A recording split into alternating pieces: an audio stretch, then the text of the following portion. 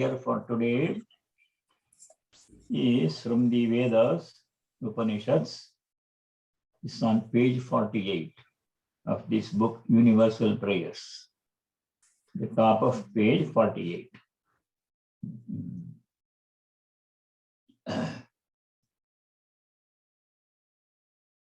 Om Apyayantu mamangani Vak pranaschakshushrotam Athabalam indriyani cha sarvani Sarvam brahma upanishadam Maham brahma nirakuryam Ma brahma nirakarot Anirakaranamastu Anirakaranam me astu Tadatmani nirateya upanishatsu dharmaste mayi santu te mayi santu Om Shanti Shanti Shanti Om.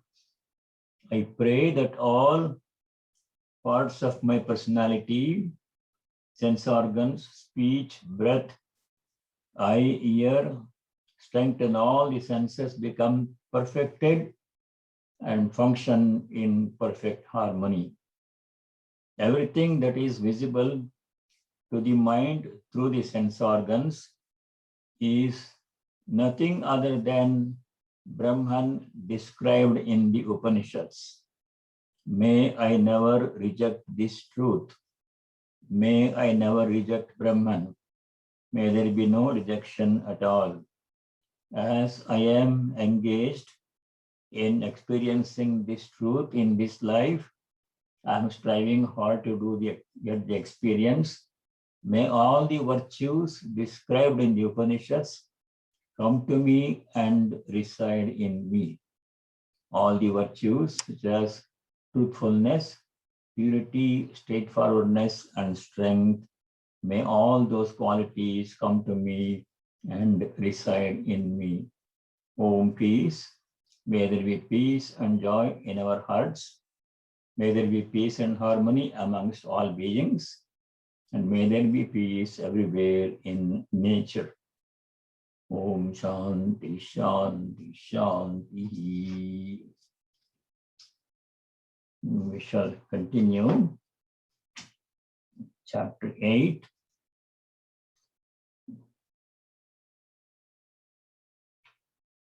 From verse number 11. Last time we read the first 10 verses in chapter 8. In the earlier verses, 5, 6, and other verses, Bhagavan Shri Krishna was giving instructions that spiritual seekers must try to practice constant remembrance of God, so that at the end of our lives, at the last moment, we can leave the body remembering God.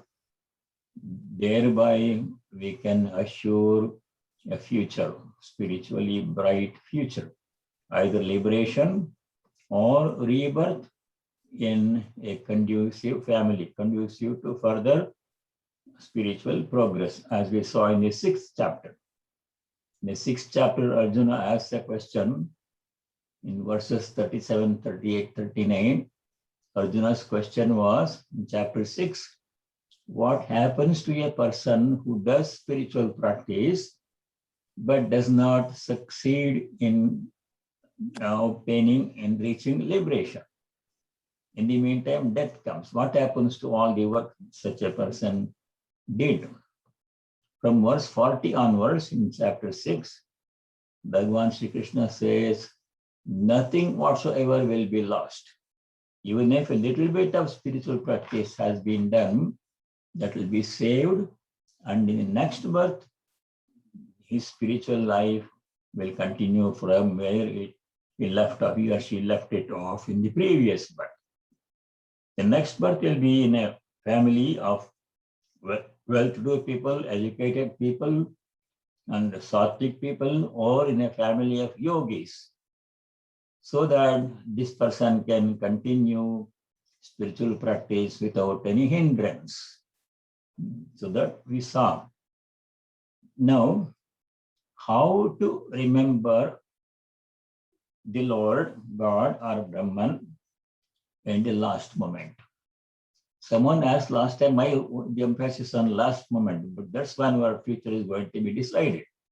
Actually, we should be doing this all our lives, not postpone it until last moment. It won't happen that way. At all times, Sri Krishna said earlier, Tasmat sarveshu kaleshu mamanusmara yudhya cha. At all times, remember me and do your duty. So that's what we should be doing. Now, how to remember God? There are two ways. One way is for the devotees. Devotees who have been worshipping God in any form of their choice, they have to remember their chosen ideal, Ishta Devata, and be repeating the mantra, ideally, at the last moment. Or they can just repeat Om. Om will be in all the mantras. That will come in the 11th verse. We are going to study now. How to remember God? Simply doing japa all the time in our lives, it will be possible for us to do japa at the last moment. Once someone asked a question of the Holy Mother. Supposing a person is not conscious at the last moment of life, at the moment of death, becomes unconscious. He or she will be lying in a hospital, all intubated, not conscious. Then what to do? Then Holy Mother replied, at the last moment before becoming unconscious, as long as a person is conscious, so long one should remember God. Then if one becomes unconscious, that will be the undercurrent of recollection of God will be going on deep in the mind. That person might be conscious outwardly, cannot understand or communicate, but deep inside, in the depths of the mind, that stream of God's recollection thought will be continuing. So we should remember God as long as you are conscious. Once you are unconscious, then there is no effort. You cannot do anything. But as long as you are conscious, we should remember God. That was the reply that Holy Mother gave. Now we shall do verse number 11. Here, how to remember God? In what way? Simplest way is to repeat Om or our mantra. So let me chant verse number 11. Yadaksharam vedavido vadanti vishanti yatayo vitaragaha yadichanto brahmacharyam charanti tatte padam sangrahena pravakshye. Here, answer to the first question is given. If you remember, at the beginning of this chapter 8, Arjuna asked 7 questions. The first question was, Kim Tad Brahma, what is Brahman? The last question was, how to remember God at the last moment. Prayana kale chagatham katham jnayose niyatatma biji. Last question. That was answered until now, how to remember God. Now, there are 2 ways. We'll discuss both ways. One is a little bit easier than the other. We'll discuss both ways of how to remember God. Now, the answer to the first question, which is what is Brahman, is being answered here, and that Brahman has to be remembered. So, Yadaksharam, Aksharam Brahma Paramam, that was the quick reply, short reply he gave in the 4th verse. Here it says, Aksharam, Yadaksharam, Veda Vido Vadanti, the knowers of Veda. Vedavit means a person who knows the Vedas, who have studied the Vedas. Those people who have studied the Vedas, Veda Vidaha, Yadaksharam Vadanti, the Aksharam that they are talking about, speaking about in the Vedas, Yad yatayo vitaragaha vishanti. Vitaraga means, raga means attachment. And it also includes avarsha, attachment, aversion, raga, dvesha, likes and dislikes. Vitaragaha means those spiritual seekers who have given up attachment and aversion. No likes and dislikes, whatever is there, everything is Brahman. Such people who are free from aversion and attachment. Vitaragaha, yatayaha, rishis, spiritual seekers, vishanti, they enter into Brahman at the last moment. When they give up the body, they merge into Brahman, just like a river merges into the ocean and becomes the ocean. It no longer remains a limited river, it becomes the ocean, one with the ocean. If you pour a drop of water into a huge container of water into a river, that drop becomes the river. No longer remains a limited drop. In the same way, a jiva, a limited being, one person, so attached to the body, mind, so long, that individual jiva merges into Brahman and becomes one with the infinite Brahman. Vishanti means enters into. Yadi chanto brahmacharyam charanti. That second line, yadi chanto brahmacharyam charanti tatte padam sangrihana pravakshe, is exactly the same as a sentence in the Kathopanishad. Except one word is different. Instead of vakshe, pravakshe, it says bravini. Otherwise, it is borrowed from the Kathopanishad, second line. Yadi chantaha, desiring which? Desiring Brahman. Brahmacharyam charanti, they observe brahmacharya, celibacy. At the highest level of spiritual practice, celibacy is absolutely important. There is a book with which many of you may be familiar. It is called Meditation and Spiritual Life.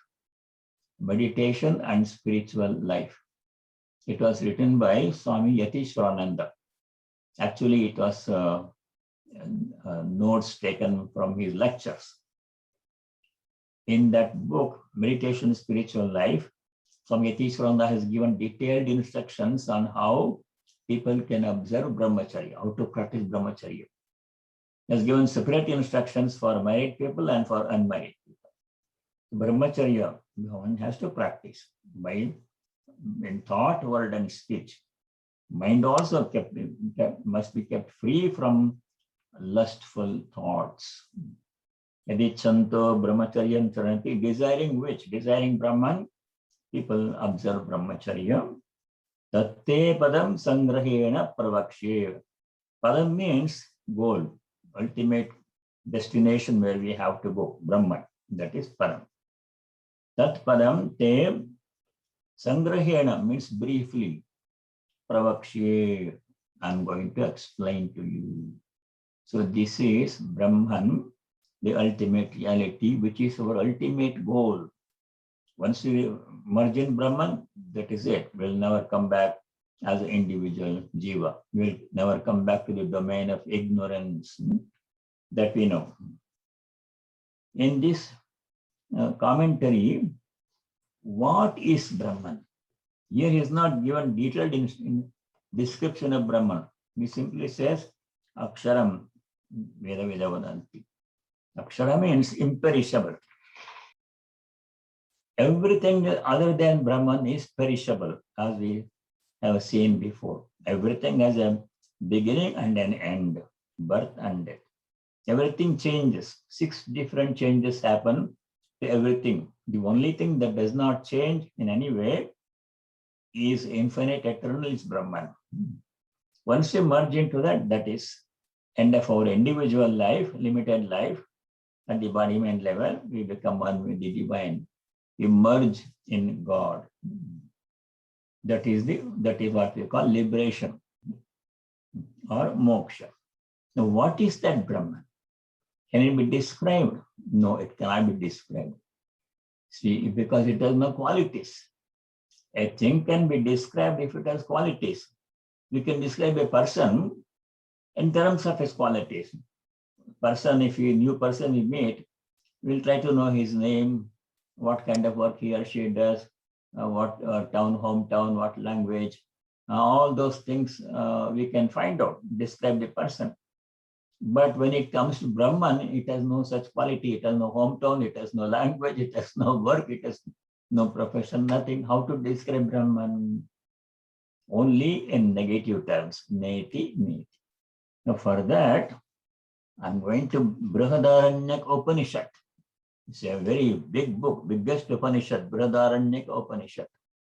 There, in a third chapter, each section, Brahman is described in negative terms, in terms of what it is not, because it has no quality to describe. You cannot say Brahman is longer, shorter, taller, short, it belongs to any community or a profession. There is no such thing for Brahman. It cannot be described. But how to describe Brahman? That is given in third chapter, 388. I'll read the English translation. Here, it says, it is neither gross nor subtle, not sthulam, nor anu. Sthulam means gross, something that has name and form, can be described, you can touch it. Sukshma means something very subtle. You cannot deal with it, too subtle to be done, to be seen or touched.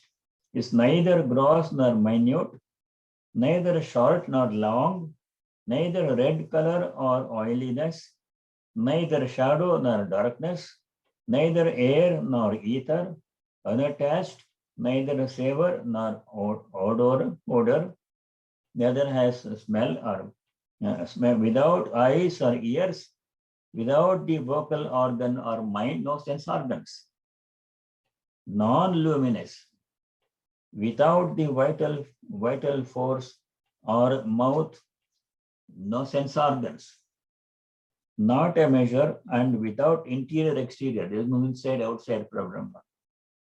It does not eat anything, nor does it do any action. So all in negative terms. Brahman, you cannot say it does this, it does that, it is big or small. No adjective can be used to describe Brahman. And then, because of the power of Brahman, everything functions. Whole universe functions because of Brahman's power. Brahman itself does not do anything. It simply is there, pure consciousness, not material in nature, but pure consciousness. Because of its presence, everything functions. Everything comes into existence, everything functions, everything goes back into Brahman at the end of their existence. So it is indescribable. In the Gospel of Sri Ramakrishna said, everything has been defiled by the tongue. People have tried to explain everything. Nothing, no topic has been left undescribed by people. They describe everything, write about everything in newspaper and in the media. The only thing that is not defiled by the tongue, by words, is Brahman. We can't say anything about Brahman. Cannot say it is this, it is that. No qualities. That is the Brahman. How do we know then? How do we know it exists? Because nobody can see it, it has no form, we cannot see, they cannot hear it, it does not make any sound, does not speak. So how do we know it even exists? By two proofs are there, called pramana. More proofs are there, two are important. One is the scripture. So we're talking about the indescribable nature of Brahman. How do we know it exists? Because nobody has seen it, nobody can see it. So what is the proof it even exists? There are two important proofs. One is the scriptures, Upanishads say Brahman exists. That is called Shruti Pramana. Shruti means Upanishads.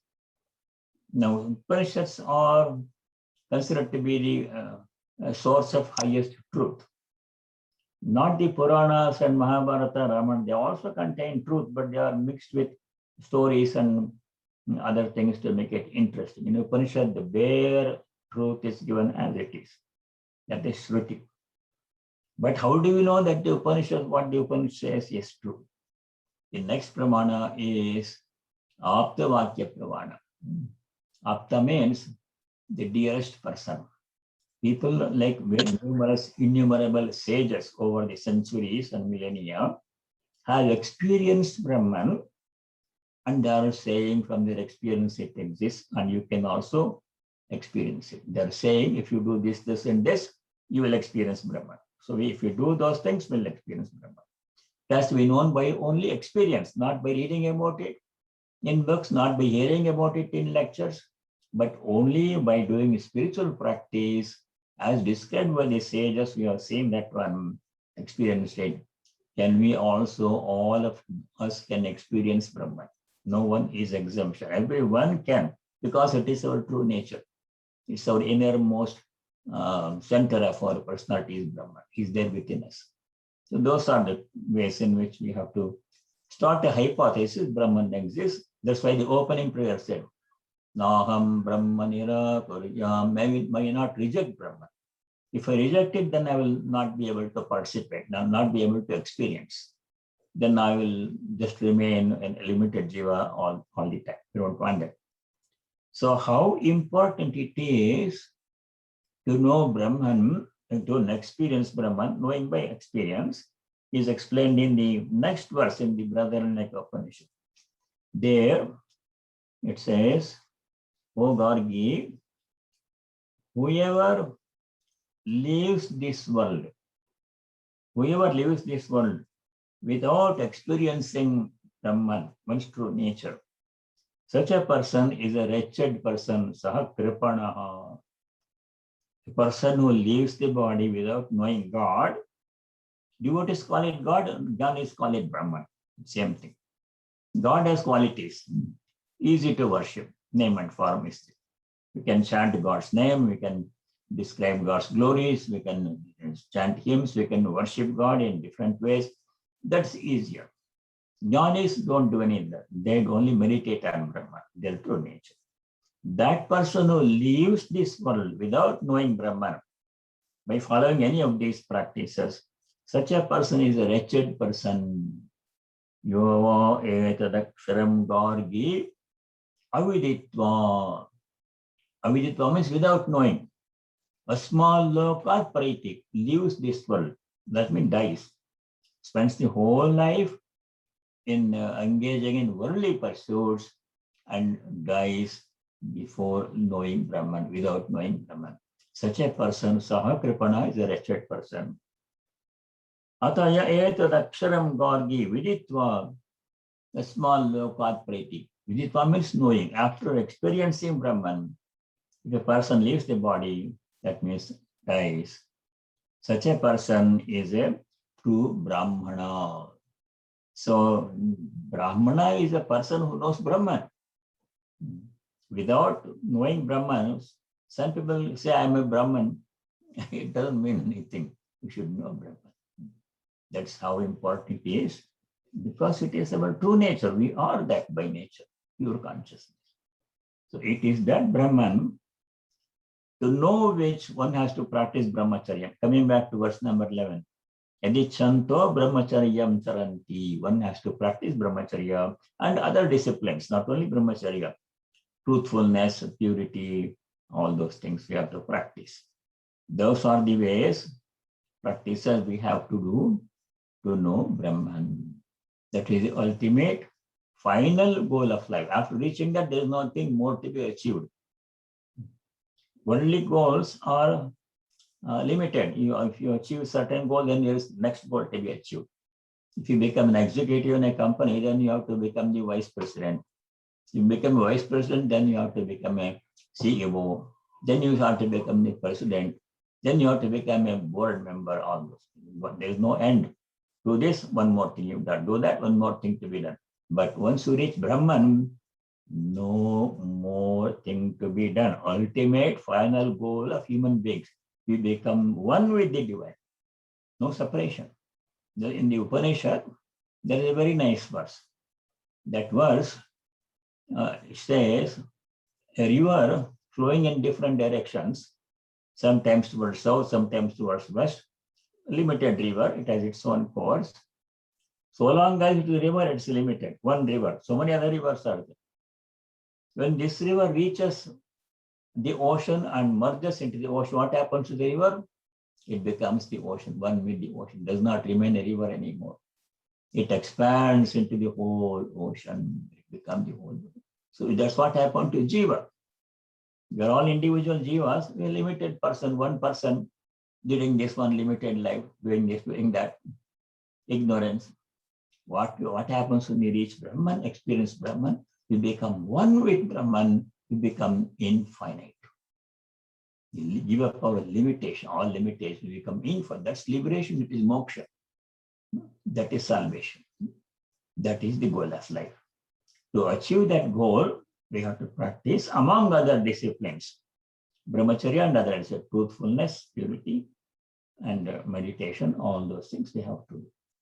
But there's an easier way. I said there are two ways. This is the difficult way. Meditation on Brahman is difficult because there's no name and form, no quality. But meditation on a personal God is much easier. If you're a devotee of Rama or Krishna or Shiva or Parvati or Durga, you can meditate. The name is there, form is there, qualities are there, hymns are there, descriptions of the glory are there. They all make it easy to relate to that God. We can have a relationship with God. With Brahman, we can't have a relationship because Brahman is pure consciousness and we are a combination of pure consciousness and a material part in our body that we are seeing. Each one of us has two parts in us. A material physical part, which is physical body, which functions because there is a pure consciousness part. That we'll study, studied in the 7th chapter. Apara Prakriti, Para Prakriti. Apara Prakriti is the physical part, 5 elements of which everything is made. Apara Prakriti we studied in the 7th chapter, verses 4 and 5, which is the pure consciousness. Because of the presence of pure consciousness in our body, the whole body functions. Without it, nothing functions. The sun shines because of presence of pure consciousness in the sun, divine power in the sun. Moon shines because of presence of divine power in the moon. Everything happens because of the presence of divine power. And we become the divine power when we realize God, Brahman. For people who practice devotional practices, its path is much easier because it is possible to have a relationship with God. You can consider God as your father. You can think of God as your mother. You can think of God as your Prabhu. Myself, I'm a servant. I'm a child of God, like this. I'm a friend of God. I'm doing everything, offering to Him. All those things we know. Devotional practices, easier. Either way, either be meditating on Brahman, which is formless, attributeless reality, pure consciousness, or by worshipping personal God in many different ways, we have to reach the goal. That is the message. We have to reach the goal. This human life is given to us to achieve that goal. Without achieving that goal of God realization, if we lead the whole life, no matter how successful we may be in other areas of life, good profession, money, wealth, fame, everything, nothing counts, nothing matters. Everything will end one day. But once we reach God, He is infinite, eternal, and we become one with God, we become infinite. We give up our limitation as an individual jiva. That is why the importance of this is mentioned in the scriptures. Now we go to verse number 12. This verse number 12, I should caution, is not for everybody. It's for those who practice a certain type of Raja Yoga. So I would not recommend this to most people. Verse number 12. It describes a particular practice of Raja Yoga. Sarvadvarani samyamya mano hridi nirudhya cha murdhyadayatmana pranam astito yoga dharanam. The translation is verse number 12. Controlling all gateways I'll explain what gateways are. Controlling all gateways of the senses, confining the mind in the heart, fixing the life breath in the crown, and intent on the maintenance of yoga, doing all these things. Next verse, Om Ityeka Aksharam Brahma Vyaharan, meditating on Om. Now, these are specific Raja Yoga practices. Controlling all the Sarva Dwara. Dwara means a door. Darwaza. Dwara means door. Sarva Dwarani. How many Dwaras we have in our body? You already know that from chapter 5. Chapter 5, verse number 13. Bhagavan Krishna said, how many doors we have to this human body? 9. Navadvare pure dehi. 5, chapter 5, verse number 13. Navadvare pure dehi. Naiva kurvanna karayan. Navadvara means 9 gates are there.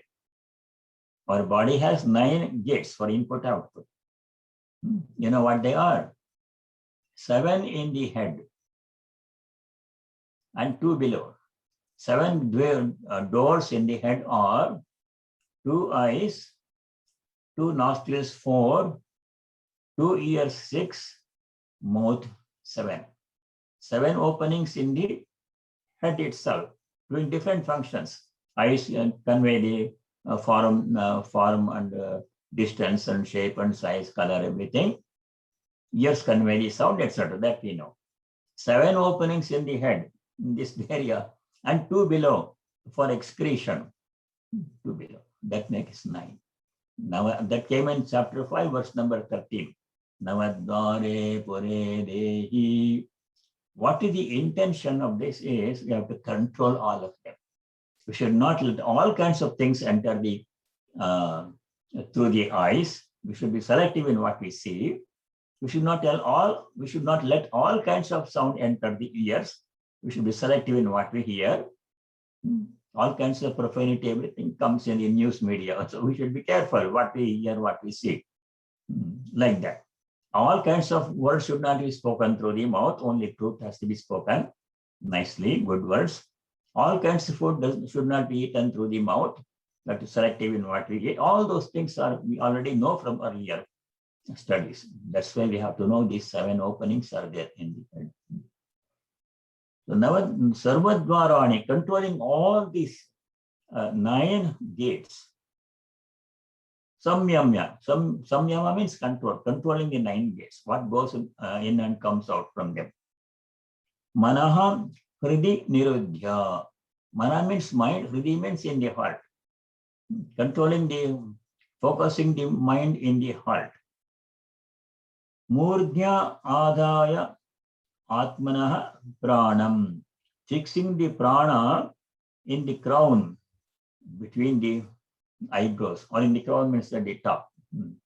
Sahasrara, chakra.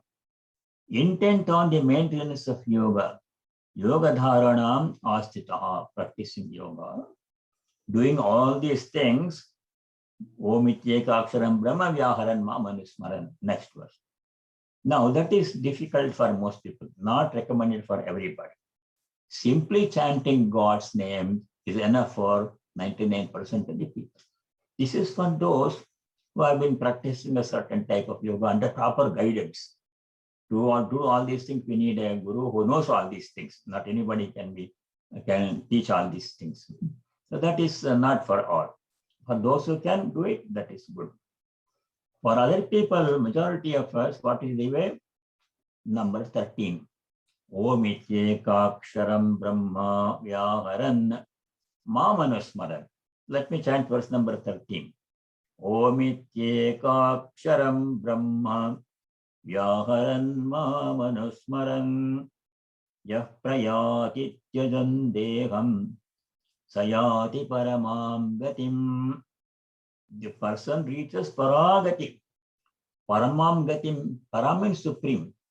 Gati means goal. We reach a supreme goal, namely liberation or God, by doing what? Om iti eka aksharam Brahma Vyaharan. Vyaharan means pronouncing. Chanting, pronouncing mentally. It doesn't have to be loud. Sometimes people cannot speak during their last days of life. They lose the faculty of speech. But mind will be there. In the mind, they can be chanting Om, remembering their chosen ideal. Or they can be chanting their mantra. Japa can be done, if they can do it. Depends upon ability at that moment, because you're not fully able to do things at the last moment that we were doing earlier. Whatever is possible. But some way connecting oneself to God, even mentally, thought within thought, even though it's not possible to chant mantra or in mind of God, keeping the image of God in our mind. That is enough to connect us with God. Om ityeka aksharam Brahma, that is Brahman. Om represents Brahman. Tasya vachakaha pranavaha. Like this one sutra is there in Patanjali Yoga Sutra. Some of you studied that. Brahman is ultimate reality. Ishvara is God. For either of them, Ishvara means God with name and form, personal God, any name and form. Brahman means absolute reality, no name and form, pure consciousness. For both of them, the symbol is Om. Om includes, represents everything, all aspects of God, divinity, Brahman, God with form, everything. Om ityeka aksharam Brahma, Vyaharan, pronouncing. Mam anusmaran, remembering me. That remembering me is the main part. Whether you're able to do the japa or mantra or not, at the last moment, we don't know what will be our condition. But in our mind, deep in our minds, we should remember God. He is my goal. He is my refuge, like that one. Yaha deham tyajan prayati. Deham tyajan means giving up the body. Ya prayati, one who proceeds, travels further, like one who dies. Saha paramam gatim yati. Such a person who leaves the body, remembering me, chanting the syllable Om, remembering me, Mam anusmaran. Saha, what happens to such a person? Paramam gatim yati, reaches supreme goal. Paramam means supreme. Nothing higher than that. Once you reach God, there is nothing more higher than that one. Gatim yati, prayati or yati, reaches God. That is the practice we have to keep in mind. That we can do. If, as Holy Mother said, if you're unconscious at the last few days, people may lose consciousness. Or some people remain in a coma for weeks and months. So whatever thought we are thinking before losing consciousness, that is what matters. As long as we are conscious, we should think of God. Once you lose consciousness, then there's no effort, nothing to be done. So that is enough. So that is verse number 13. Now we go to verse number 14. Here Bhagavan gives a word of assurance. For such people who constantly remember me, it does not mean constantly we should do japa, not possible. Some people can do it, like the Russian pilgrim, you're doing japa all the time, non-stop, almost 24 hours, including sleep. You could do japa and sleep also. You cannot do that one, all of us. But we can remember God during the whole day by thinking about God, doing all work as offering to God. That is from earlier studies. Offering all work, doing all work as worship, as offering, we can remain in touch with God. Even if you're doing routine work, like cooking, cleaning, taking care of children, grandchildren, cleaning the house, whatever you are doing, we can keep God in mind. We can connect every activity to God, as Brother Lawrence did. How to connect every activity to God? All this work I'm doing is offering to God. Supposing you are cooking. Many people, especially women, they do the cooking, cleaning in most families. Most families, that's the case. Now, they cannot sit down and do japa separately because so much work has to be done. Cleaning and serving and taking care of children, everything. So how they can remain in touch with God? When they are cooking, they should think, or they can think, this food I am preparing is going to be offered to God. Because whoever eats the food, they may be your children, your guests, your family, Whoever eats the food you are cooking, who eats? The Lord himself. Because he is present in everybody as Vaishvanara. That we'll study in the 15th chapter. In the 15th chapter, Bhagavan Sri Krishna is going to say, Aham Vaishvanaro Bhutva Praninam Dehamasritaha. 15th chapter, verse number 15. As Vaishvanara, I am present in all the bodies of all the beings, living beings, prani, not only people, animals and plants. Even if you give some food to the dog or cat, or throw some seeds to the bird, put bird seed in the bird bath, put water in the bird bath, you are serving God, because in all the pranis, God is present and he is the one who partakes of the food. Pachamennam chaturvidam, he says in 15th chapter. He digests on the food. So whoever eats the food you are cooking, and cooking is a very routine thing. There's nothing glamorous or attracting about. Every day you have to cook rice, dal, chapati, and wash the dishes and everything. But that is worship of God. Whoever eats the food you prepare, the Lord himself is eating the food. If you keep that thought in mind, you are serving him all the time. You are serving God all the time. If you do all work as his service, he says many times in the Gita. Try to remember the practical instructions that Gita gives. In many places, in many verses in the Gita, beginning from 2nd chapter onwards, in every chapter there are practical instructions. Things that we have to do, we can do and we have to do. Those are important. That's how our life changes. We may study Gita and memorize and everything, but what changes our life is what we actually do, put into practice. So those slokas you have to underline and remember them. For example, sloka number 38 in chapter 2. There Sri Krishna says, Sukha dukkhe same kritva labha labho jaya jayau tato yuddhaya yujyasva naivam papamavapsasi. These are instructions. Sukha dukkhe same kritva. Sukha comes, dukkha comes. Happiness comes, unhappiness comes in life, everybody's life. Same kritva, we should remain same, equanimous. When sukha comes, we should not be too much elated, because that's going to change next moment. Nothing is permanent. When dukkha comes, we should not be depressed or angry or dejected. Accept it calmly. These are instructions. Labha alabha. Labha means gain. Alabha means loss. Sometimes we gain, sometimes we lose. Jaya ajaya. Success and failure. All these things happen in everybody's life. When all these things are happening, I should remain calm, same kritva, and continue my work. So like this, many places instructions are given. You have to make a special note of those verses in the Gita. Periodically, you have to go back to the old chapters.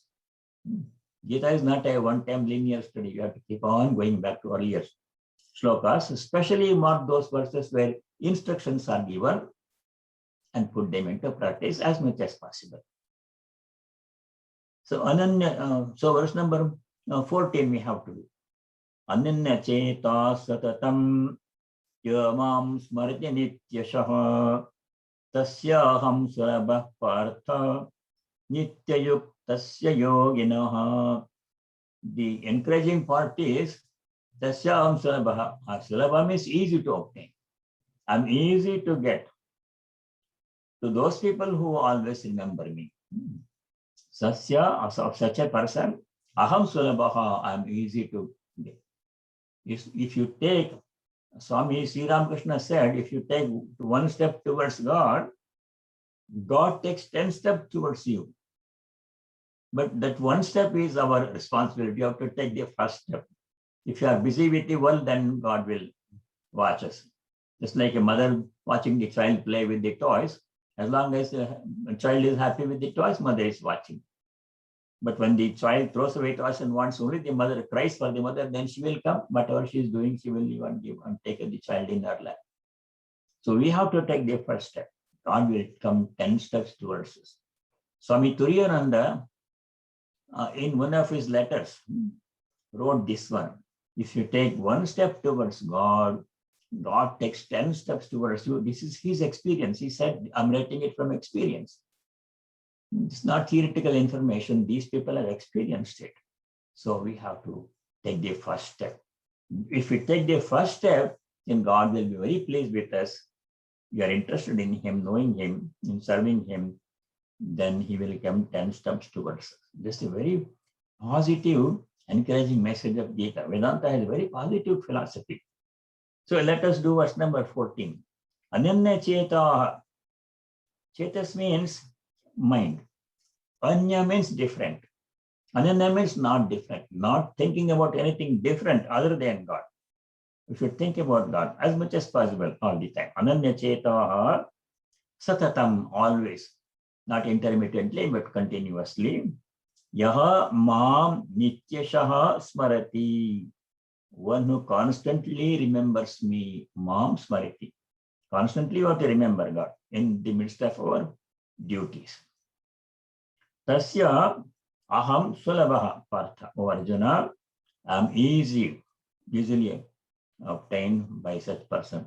I can easily become available to such a person. Not so difficult. Just remember God all the time through all the duties. Partha, nityayuktasya yoginaha. For such a yogi, Bhakta is also a yogi. Bhakti yoga he is doing. Raja yoga, Bhakti yoga, Karma yoga, Jnana yoga. Any yoga you practice, it's all yoga only. Yoginaha, nityayuktasya, always engaged in our spiritual practice. Not wasting much time in worldly conversation and pursuits, entertainment, sports and politics, and all these things are a waste of time and putting a lot of unwanted, unnecessary thoughts into our mind. They will come and obstruct in meditation time. So best thing is to close our ears and eyes to everything that is happening, because these things will change. It's a drama going on. Every scene is different. Today this, tomorrow that. Today this happens, tomorrow the opposite will happen. So we should not become too much attached to the worldly things, worldly preoccupations. Tasyam sarabha partha nityayuktasya yoginaha. For such a yogi can be a bhakti yogi also. Yogi does not mean only Raja yoga. Bhakti yoga is also yoga. For such a person who practices yoga, I become easily available. Sasyam sulabha partha. God becomes easily available. The Lord Himself is saying that one. So yaha nityashaha mam smarati, one who constantly remembers me. That is God's assurance. So the instruction is here, we should constantly practice recollection of God. Not just for 6 months or a year, but as long as one is alive and constantly remembering me. This is the sense, the comment. Now, we'll do next verse, verse number 15. This is also very positive and easy to understand. Verse number 15. Mamopetya punarjanma dukkhalayama shashvatam napnavanti mahatmanaha samsiddhim paramam gata. Excuse me.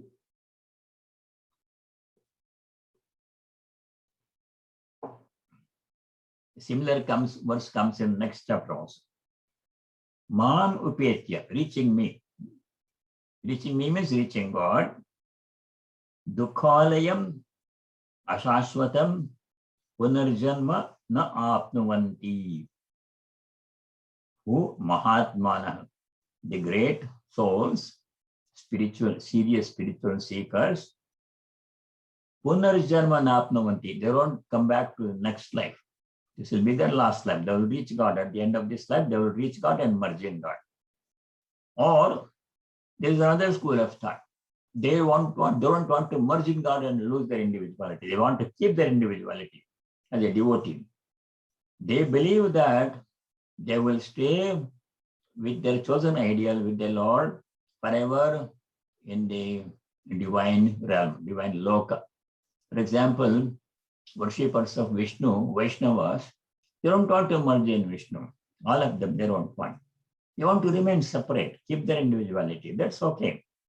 But they will be staying in Vishnu Loka, Vaikuntha, as a devotee, as a servant, serving the Lord, doing kind karyam, Kinkara means servant. Kainkariya means serving the Lord as a servant in Vishnu Loka, in Vaikuntha.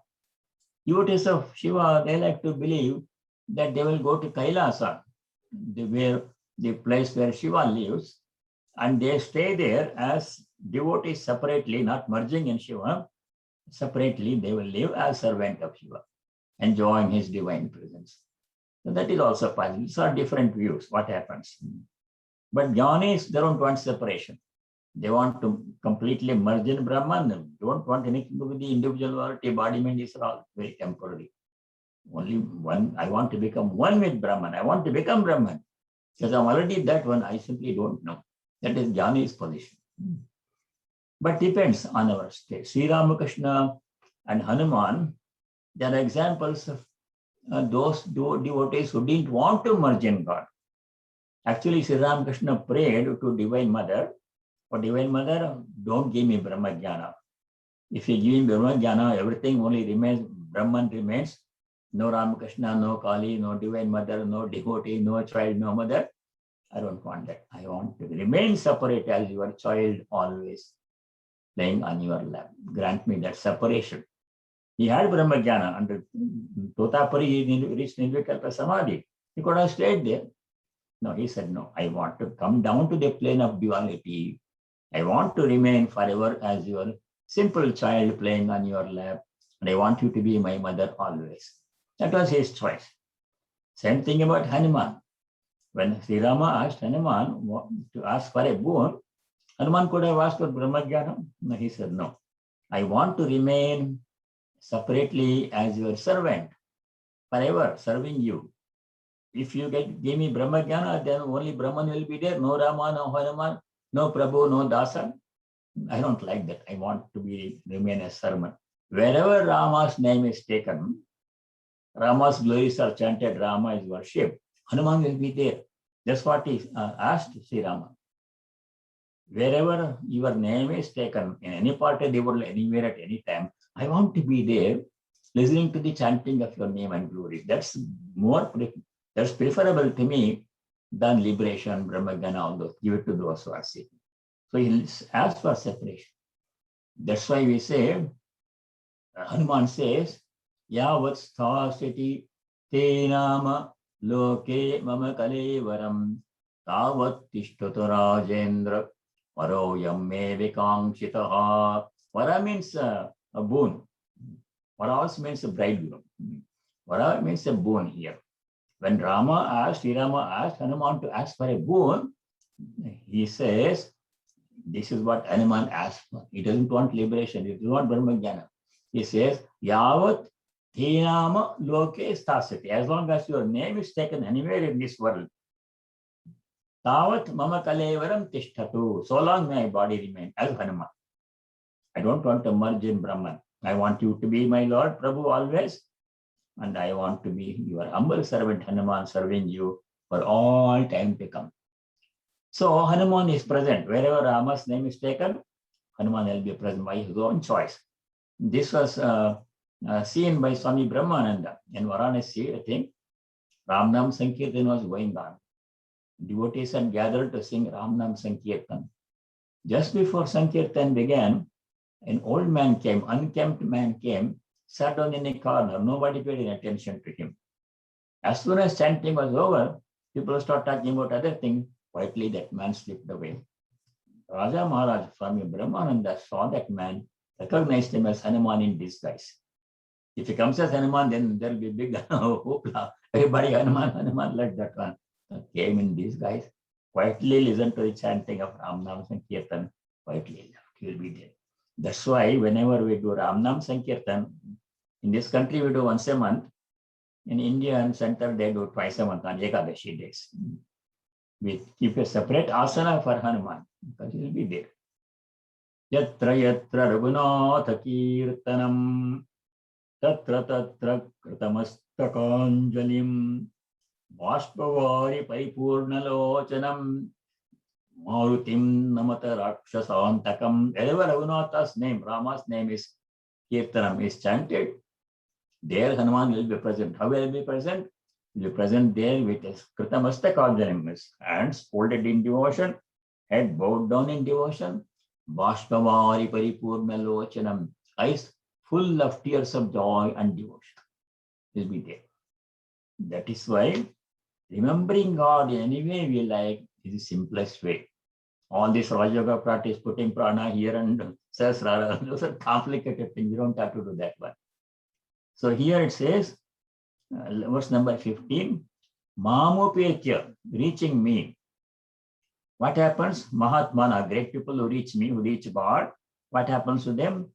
Dukhalayam ashashvatam punarjanma na apnuvanti. They don't come back to the next life, punarjanma, no punarjanma for them. This punarjanma in this world is dukhalayam ashashvatam. Alaya means house. Dukha means misery. Dukhalaya means it's a house of misery. Ashashvatam, impermanent, temporary. Who says this? The Lord himself who created this world, who runs this world. He is saying this world, there is no happiness. This world is a place of misery. Dukhalayam, ashashvatam, everything is temporary. And there we are trying to find happiness in this world. Instead, we should find joy in chanting the name of God. Chanting the name and glory sarva. That gives the greatest joy, bhajanananda. That leads us to Brahmananda. Napnavanti mahatmanaha samsiddhyam paramam gataha. They reach some paramam gata means, paramam samsiddhyam means supreme goal. That is liberation. There is liberation. People who chant the name of God, who remember God, do everything as service to God. They will reach God. They will not be born again in this world of misery, but everything is temporary. That is the positive message of Vedanta. We will stop here and some questions for a couple of minutes we have. Swamiji, this shloka 813 reminds one of that shloka Antkale cha mameva samran muktva kalevram ya paryati sa madbhavam yati astatya sanshay. Right? Yes. It is same sense in this shloka, no? Yaprayati tizandeham sayati paramam gatim. This was shloka number 13. Yeah. Chanting Om Itiekaksharam Brahma Vyakaran.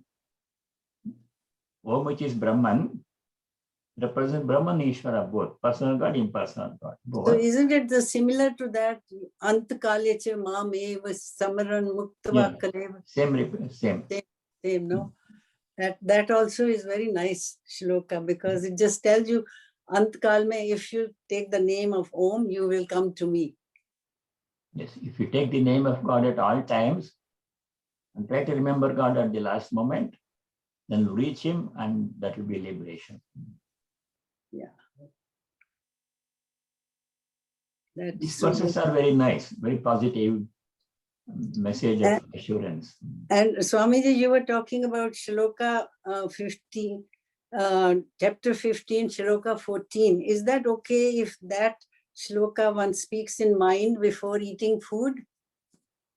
Which shloka? Chapter 15, shloka 14. Aham Vaishvanaro Bhutva Praninam Deham Ashritas. You can hear me, right? Aham Vaishvanaro Bhutva. Can one speak that shloka in mind before eating food? Yes. That some people chant the whole of 15 chapter before eating food. Oh my God.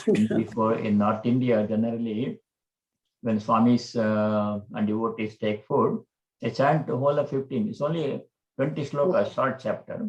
They chant the whole chapter. Oh, I see. It's a very good practice. At least we have to chant some stotra, some hymn before eating anything.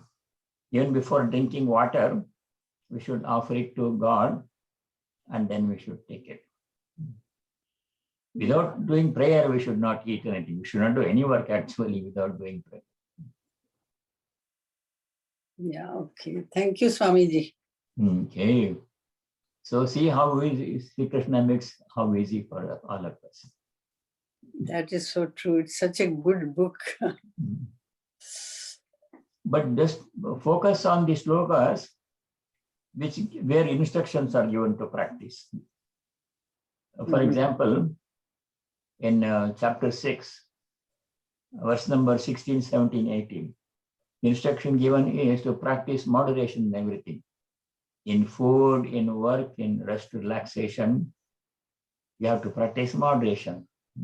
That instruction is given. So those things you have to make a special note and try to put them into practice. Okay, yes, chapter 6. Not too much food, not too little food.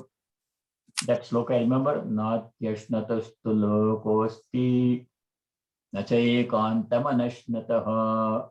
Sleep also. Nachati swapna shilasya, yoga bhavati dukkha, jagrato naiva charjuna. Like those 3 slokas are there. 2 or 3 slokas in a row. Those things which contain practical instructions, then you have to make a note of them and put them into practice as much as possible. Then you will see the difference. Okay. Swamiji, Thakur gave some assurance to some of his devotees like Rashik that he will be back. He will be at the time of the death. He will be coming to him, and he Yes. came. That has been said many times. Huh? Many places it is said, Holy Mother also has said, Right. that those who have taken his name and taken refuge in him, he will come at the last moment and guide us. So does it mean that I just want to, this is just, I was thinking, so like you're describing Shiva Loka and all, Thakur has his Ramakrishna Loka? He will come in whatever form you worship him. In whatever form you worship God, in that form he will appear. That's in verse number 11, chapter 4. 4:11 says, in whatever form you worship me, I will come in that form. I'll respond in that form. Yayatha mam prapadyante tam sataiva vajamyakam. You can worship God in any form, numerous forms, Ananta Rupa. No but limit if you to worship as Om, then what will happen? Whatever form you like most. Om will have no form, and if you are just doing Om, Om, Om, then what will happen? When does it happen? No, if you just keep saying Om, then in what form can he appear? Formless. Om represent. If you have any form in mind, that form will come. Otherwise, no form. No, it's not to describe formless reality. There's no qualities. Swamiji, I have a question. You said that Gyani would like to merge with Brahman, which is a difficult one, but a bhakta like Hanuman or even Sri Ramakrishna would like to be separate, kind of a dual thing. And of course, there is a Karma Yoga and there is a Raj Yoga. The question is, can one get salvation by following one path, like say, one is enough. Or do we have to combine all 4 yogas? It's your choice. Okay. Whatever path you follow, one path, there will be elements of other paths in it. For example, if you follow Karma Yoga, Bhakti Yoga will come there. I see. If you do Bhakti Yoga, Karma Yoga will come there, meditation will come there. So they are all usually not watertight separate compartments. There are some things are common to all the yogas. Whatever one path you follow, but some elements of other paths will be there included in it. Because Sri Ramakrishna said that for this Yuga, Kali Yoga, the Bhakti marg seems to be the easiest. Yeah, he emphasized Bhakti, yes. Right. So if I follow Bhakti Yoga, do you think Karma Yoga and Gyan Yoga, they will also come? Karma Yoga will come in Bhakti because you do all work as service offering to God. Okay. All right. And Raj Yoga, I personally find it more difficult. Raj Yoga is difficult. It needs proper guidance. Right. The pranayama, all those things. Correct. Fixing the prana and the different chakras. Those are not for everybody, not suitable for it. So Bhakti Yoga and Karma Yoga, they are most appropriate for most of us. for most of us, that is good enough, and Jnana Yoga will come automatically. It will come, part of it will come. Thank you. Okay, let us say the closing prayer. Om Sarve Bhavantu Sukhina, Sarve Santu Niramaya, Sarve Bhadrani Pashyantu, Ma Kaschid Dukha Bhag Bhavet. Om Shanti Shanti Shanti. Om. May all be happy. May all be free from diseases and other problems. May all be happy with each other, in harmony, no ill will, no hatred. May no one be subject to any kind of suffering. Om peace. May there be peace and joy in our hearts. Ajatmika Shanti. May there be peace and harmony amongst all beings. Adi Bhautika Shanti. May there be peace everywhere in nature. Adi Daivika Shanti. Hari Om Tat Sat. Sarvam Sri Ramakrishna Arpanamastu. All of you stay well and stay in touch, and God willing, we'll see you next week. Thank you very much.